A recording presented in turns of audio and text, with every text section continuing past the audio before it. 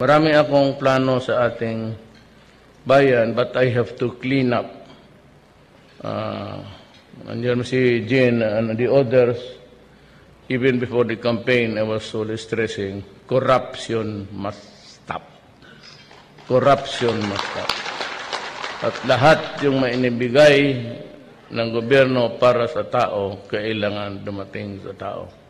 Now, I would like you to know that sa Cotabato, sa ARM region, is the highest incidence of hunger. So, dyan ako magbuhos ng lahat, tulong, pagkain, pati yung nutrition sa mga bata. Aawa ko sa mga bata. Because that is what the men on the ground, yun nagsasurvey, na the highest incidence is in Mindanao. And mas profound ang hunger dito sa ating banda, including Davao. So, ang ko muna is a national feeding program. Mabutit na lang, nandito itong mga left. Ang gobyerno ko kasi, nandyan lahat. May mga left, mga komunista, may mga right, halo-halo para isang usapan lang. And this is as good as any other time, if I may just suggest to the Communist Party of the Philippines, the media, to refrain from, mga ambos-ambos pati patayan. Anyway, we are talking.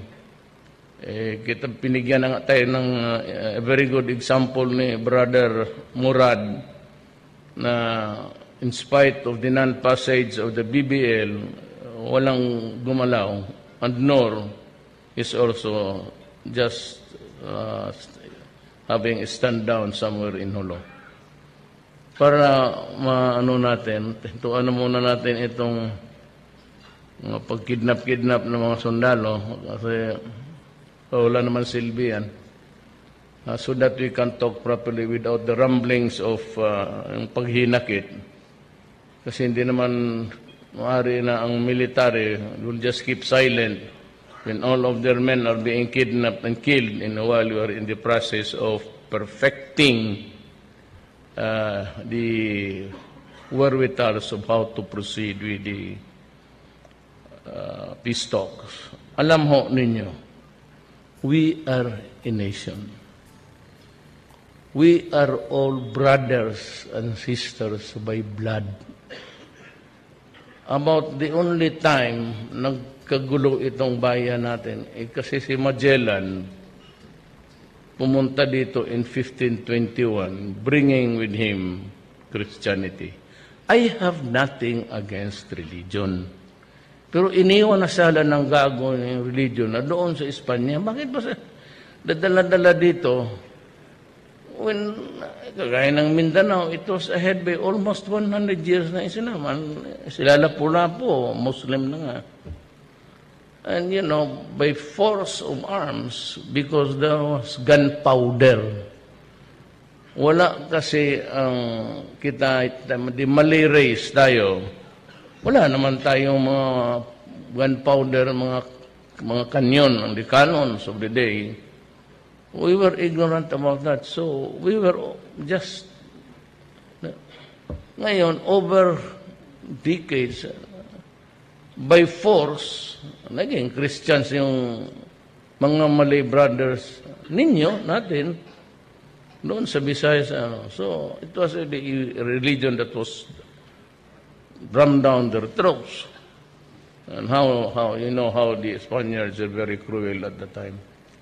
So let us take that as a footnote of our history to understand each other.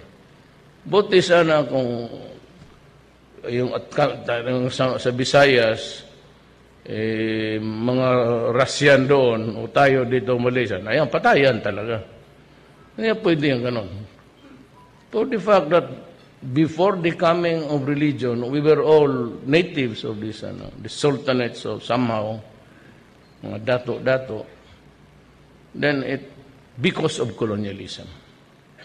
And that is what is happening in the Middle East. ayaw na mag-admita itong Britain pati Amerika.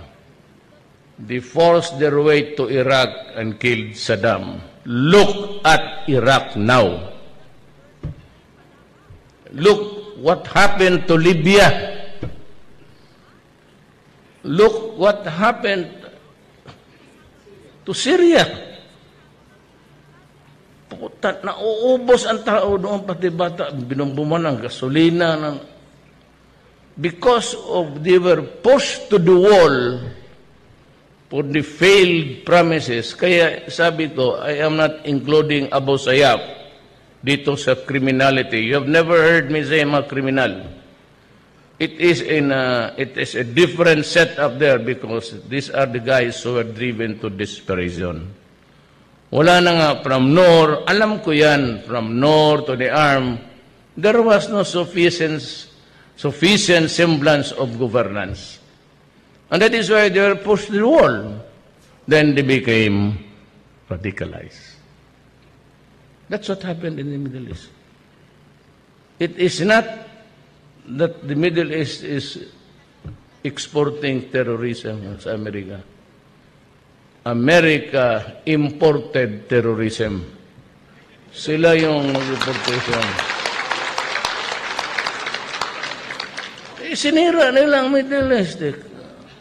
Sino ba naman yung si Saddam? What was one dictator? But he was in firm control of the country. And now that it turned out that after the investigation, you must have heard it over BBC, after a thorough, almost 10 years investigation, it turned out there was no legal basis to declare war against Iraq. Kita mo ngayon. That's why it's a useless war. As a nation, we must seek avenue. Bakit tayo magpataya? Magnegosyo na lang tayo. Lahat, total, ang mga Maranao, dumating na doon sa Abra. Natabilib ako talaga mga, anywhere in the Philippines. Basta may marinig, dibidi. Wala na. Maranao to, no? Nandito mga Maranao, nandito. And they were very enthusiastic. Pasalamat naman ako. And to them I say, I love you, sukran. Siya sa side dog mismo, magpasagasa na lang sa mga sakyan namin para lang makalamano. And the love that they have shown, the filial brotherhood instinct really came out. And I love them all. And may Allah give them the abundance of life there. Sila lang yung nandoon, talagang ano sila, halos just to earn a living. And it is all right for them to be anywhere or everywhere because they are Filipinos and they own this country. Lahat tayo dito at ating bayan to. So, although religion is a very sensitive issue, let us not really do something that will inflame or agitate trouble about religion. We all believe in the same God. I said Allah has blessed us with so many things. There is a temporary lull in violence in Mindanao. Give me a chance to perfect an arrangement and I will be happy. So,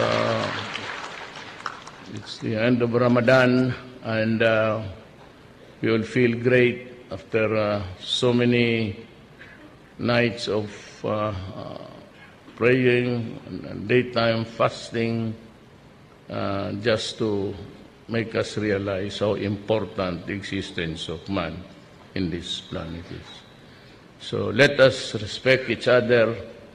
Let us talk before doing anything that would spin a violence. It is not good. Total, nandito lang naman ako. Alam naman ninyo kung sino ako. Although my lola came from a humble beginnings, pero alam ninyo.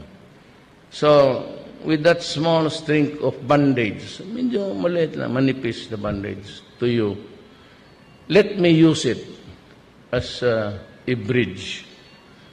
Not only between Christians and no. Let me use it as a bridge for all. For to be happy in this world and to the things that Allah wanted us to do. To do good and to believe in Him and to live according to the rules of the Great Almighty. Maraming salamat po.